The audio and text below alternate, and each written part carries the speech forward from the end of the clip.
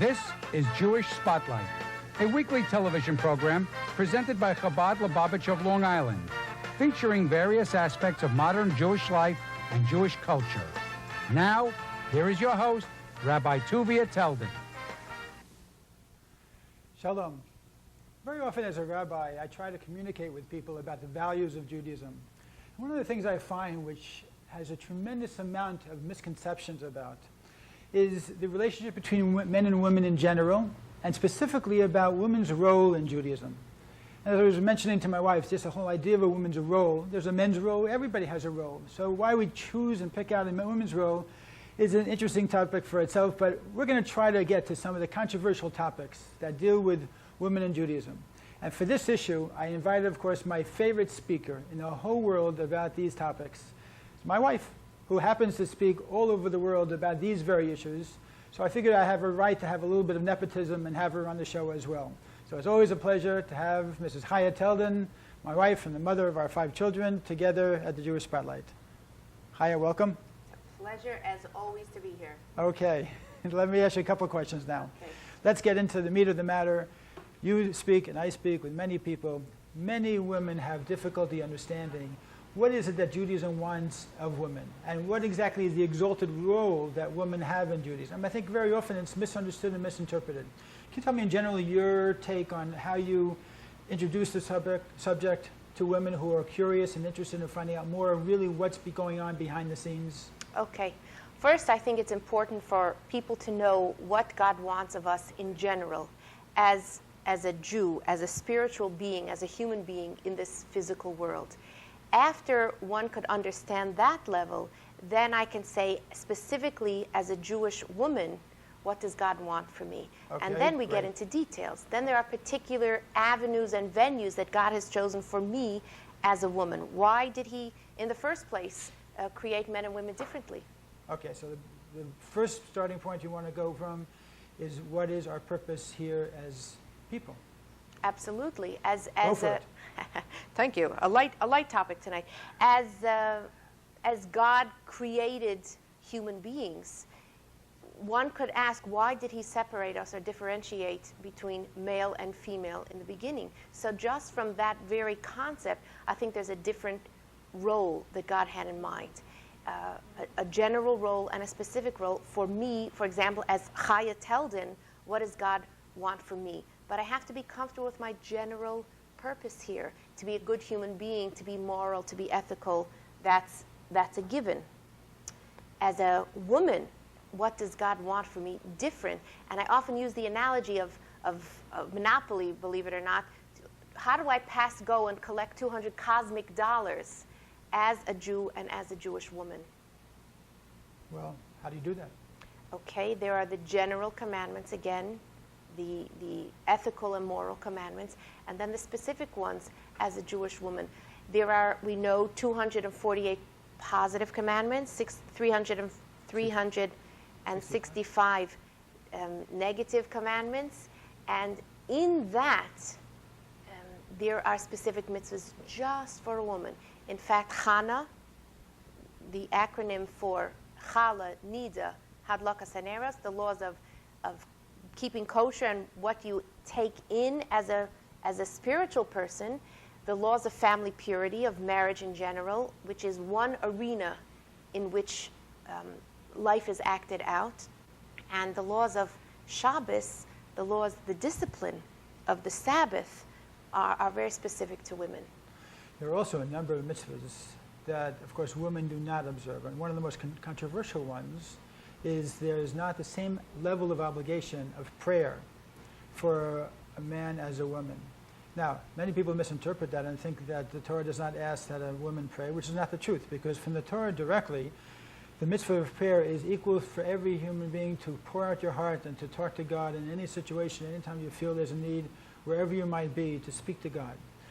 Under rabbinical law, then we break up into morning, afternoon, and evening services. And that's where we get into a separation between why women don't have the same level of obligation. How do you explain to women, let's say, the mechitza, which is a separation in Orthodox synagogues and in our synagogue between the men and the women, so that men and women are praying separately but equally, but are both delivering their own personal message without necessarily the intermixing of the sexes.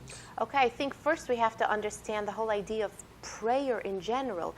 The synagogue experience in American Judaism today is looked at as a very social, family-oriented experience. But really the concept of what happens in the synagogue, the idea of prayer, is so heavy. It's such a lofty concept. It's not merely reading the prayers by rote, turning the pages, singing a few songs, and we fulfilled our obligation. There's supposed to be really a cosmic connection between myself and my Creator.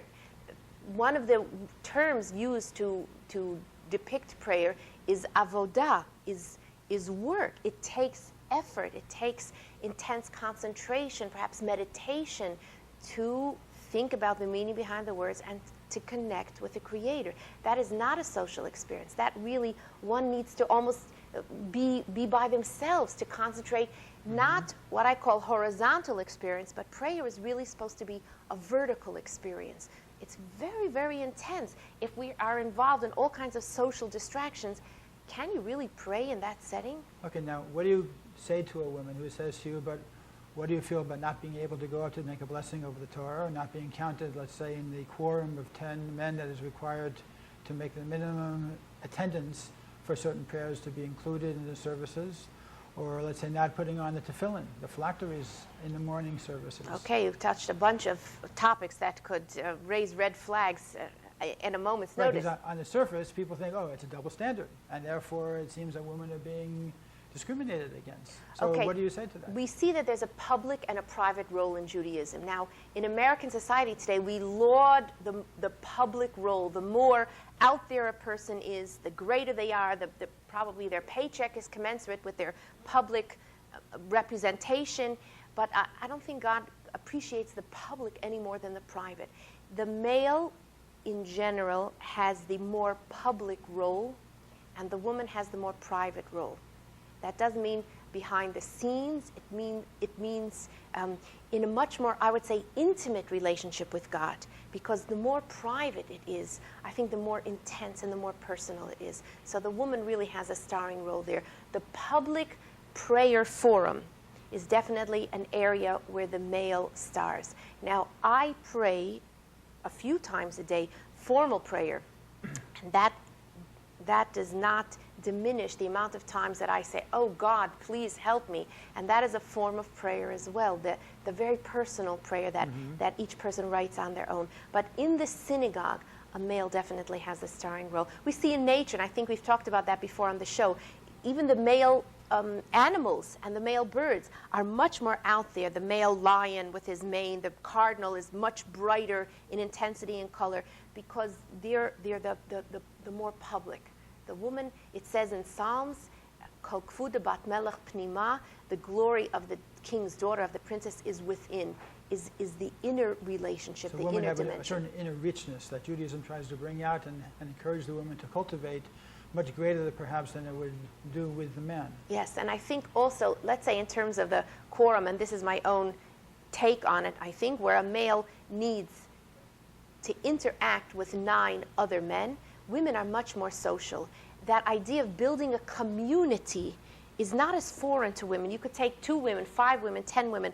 In 5 minutes, they would start talking and know very, very personal details of one's lifestyle, one's own, what would you say, intimate details, for example, where you take 9 guys and this one is looking over here, this one is dusting, they're not talking or interacting. Men don't think they need each other. I think it almost takes a divine commandment, a God to say, guys, you need to be dependent on 9 other males in order to draw down a certain spiritual energy.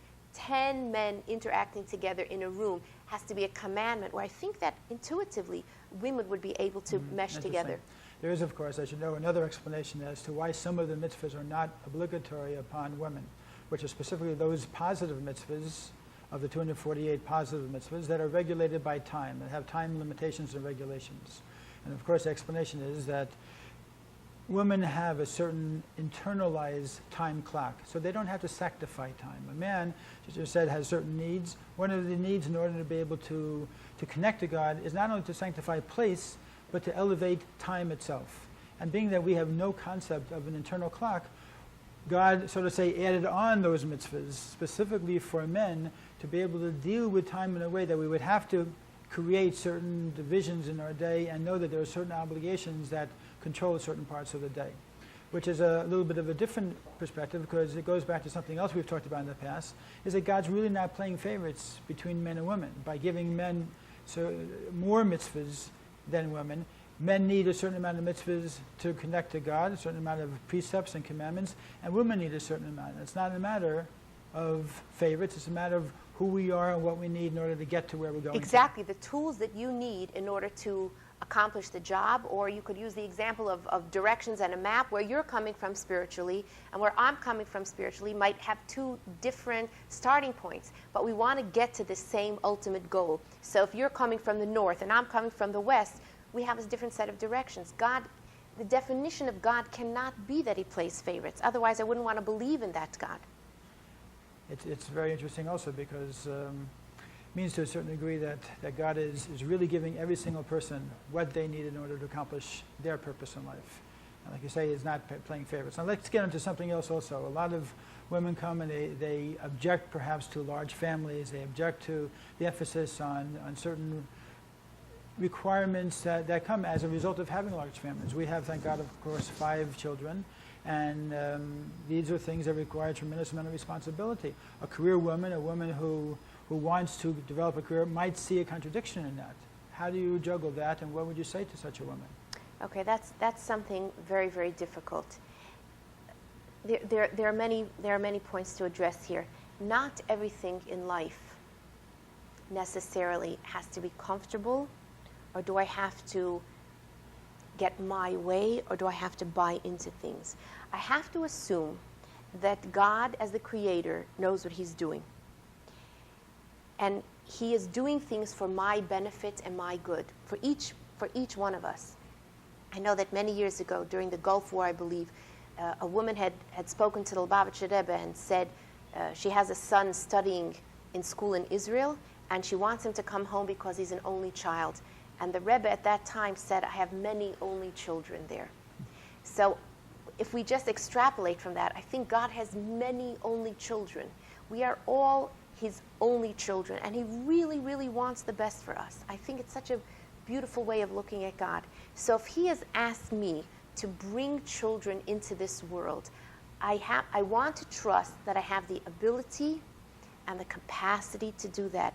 You know, there's a title from years ago, I never promised you a rose garden. Not everything is easy and comfortable, but if it's for my own good, even no pain, no gain when you're exercising, some things you have to sweat for, but it is infinitely valuable. Mm-hmm. And having a family is not always easy, but it is ultimately a lofty and a beautiful thing.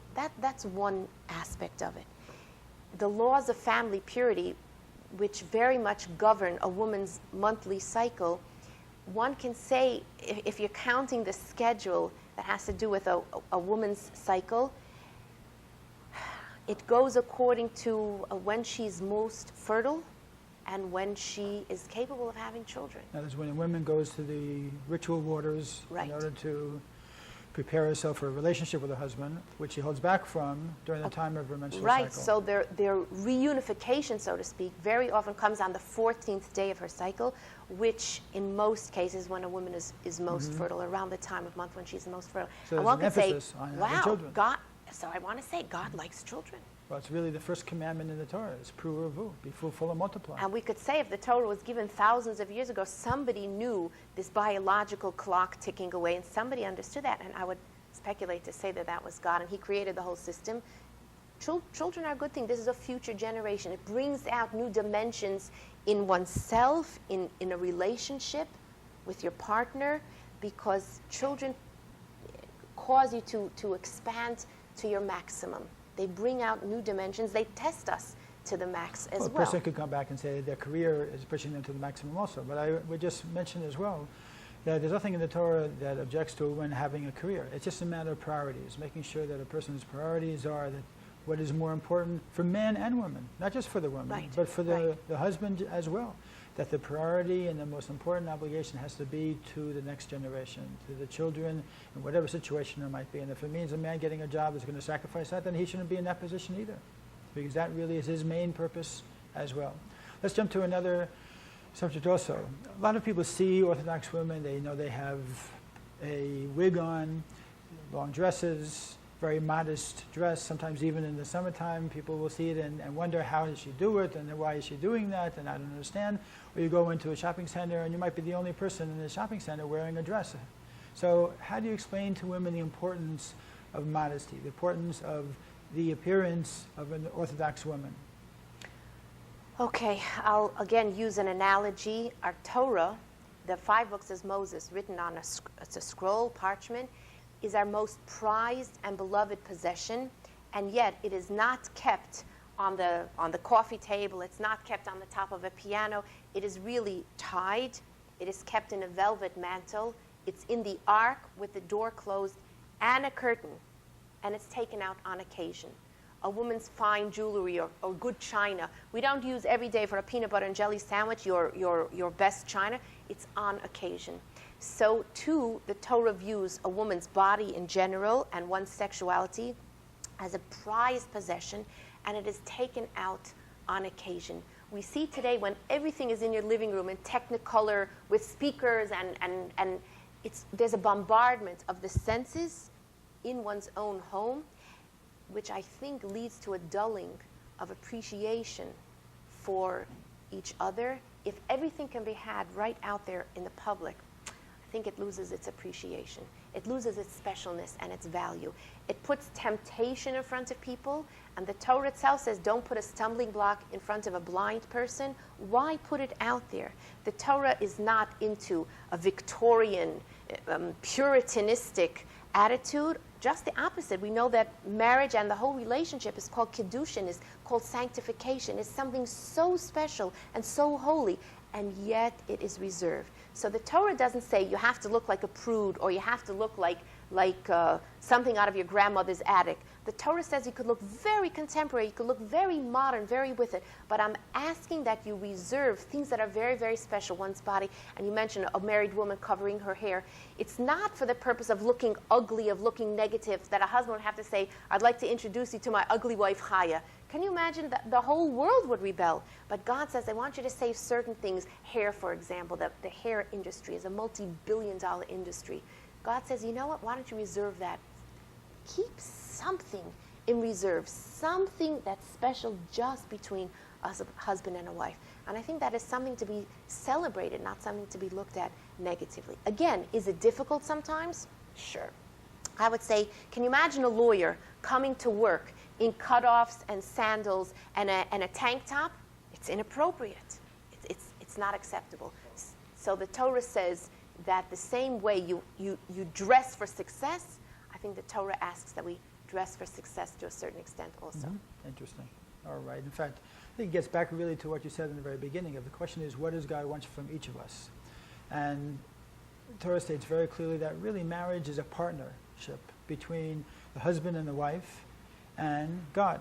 In fact, there's a very interesting saying about the word for man and woman. In Hebrew, the word for man is ish, with right. aleph, a yud, and a shin.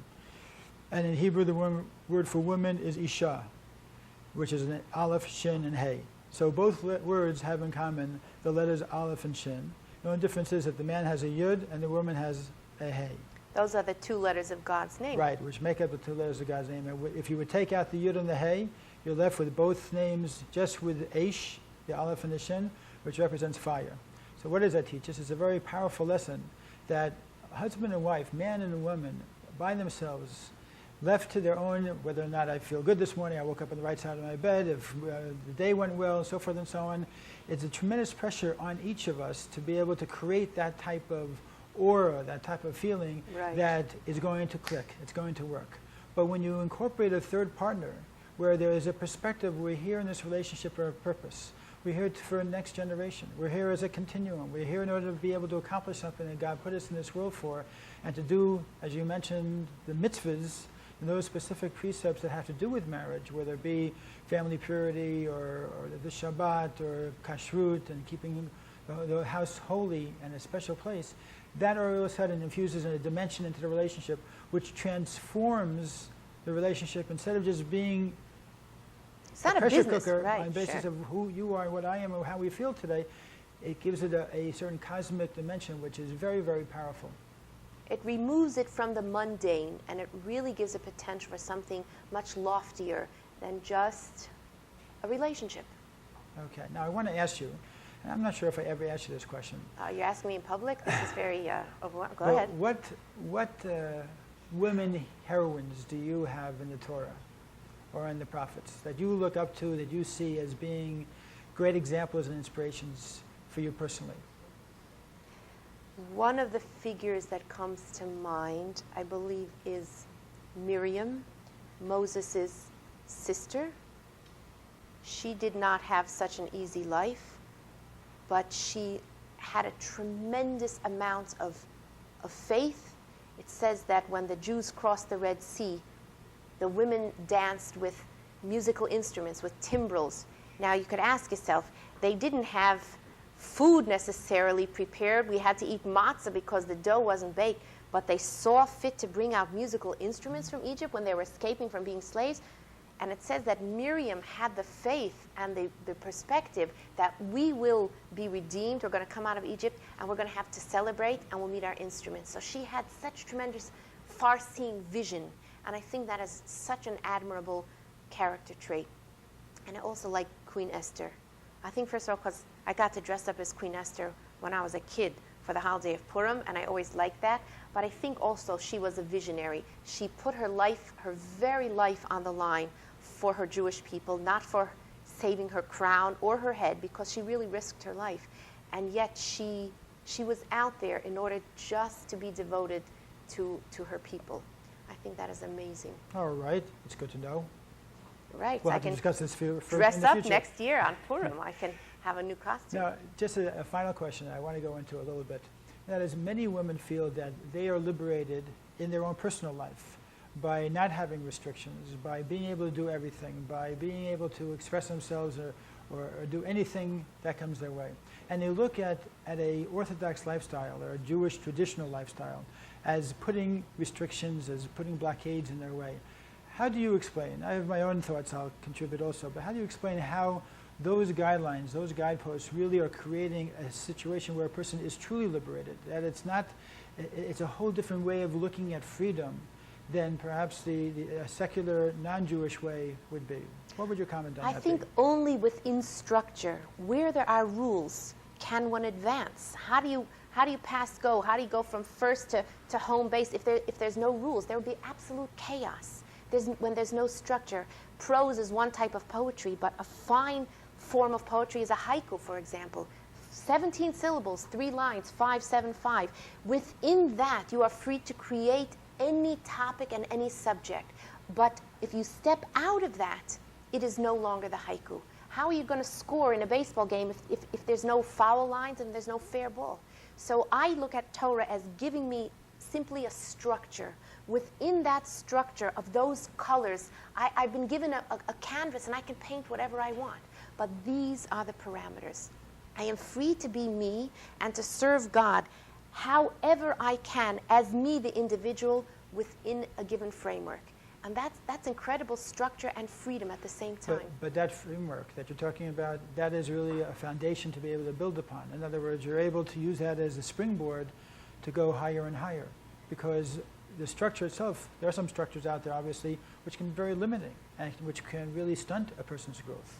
How would you explain how the Torah's structure is one that really encourages growth and encourages a person to try to fly as high as possible? Just because something is difficult for me, perhaps, as you say, might be limiting, perhaps that is the very thing that I need in my life right now to teach me a lesson. I look at things as opportunities, not as suppression, but given the set of circumstances, what am I supposed to learn today? What lesson is it? Is it to teach me how to make myself smaller, how to make myself larger?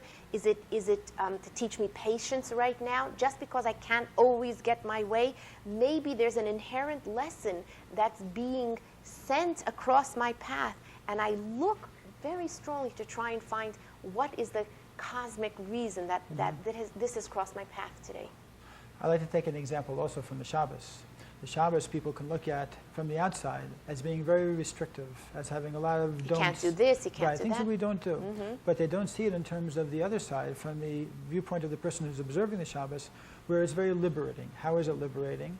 Because by resting from these particular activities, whether it be turning the lights on, off, going in the car, using money, answering the fax on the phone, and like using the computer, or all the different activities that we're on right up until Friday sunset and right after the Sabbath ends on Saturday night, by withdrawing from, we have a different perspective on it. And I think it applies also to a certain degree with womanhood as well, if I can say, to be able to withdraw a little bit from that outward position that we are so forced into or pushed into during the course of the week, and be able to just be one with our family, be one with our spouse, one with our children, and have a total sense of inner peace about that without any pressures whatsoever, having to be anything for anybody except the inner core of who and what we are as a family. And that can be very, very liberating, because when you have to constantly go out there and conquer and be able to accomplish in certain ways, it puts a lot of pressure on the individual. Shabbos is a day to go inward as opposed to outward, a time to reflect on where one's been during the week, whether it's at work or at home or spiritually, just with oneself and one's Creator. It's a time to go in and not deal with the public as much as that spiritual sanctuary that you want to create in your own home. I think that's something that for many families is missing, whether it be this incorporated into the family structure through the observance of the Shabbos, or just the ability to realize that we have to first and foremost be a family. And then we are our profession, we wear the other hats that we wear in the public. But I want to say also, maybe if a person doesn't have a family, that the communal family is there for that individual as well. Perhaps a person is not married, so that would exclude them. Right. I think the Jewish community, Torah, Shabbos, all provide for that communal family, being part and sharing together.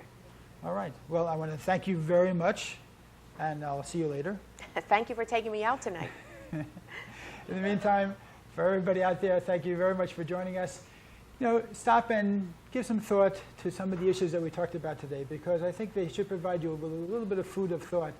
How to look at our relationships a little differently. How to look at our relationship with our spouse, with our God, with our children, all different types of situations, because these relationships are really the long-term relationships that make life what it is, and are going to be what is going to make your world a better world for the coming years. So in the meantime, Shalom from the Jewish Spotlight. See you next week.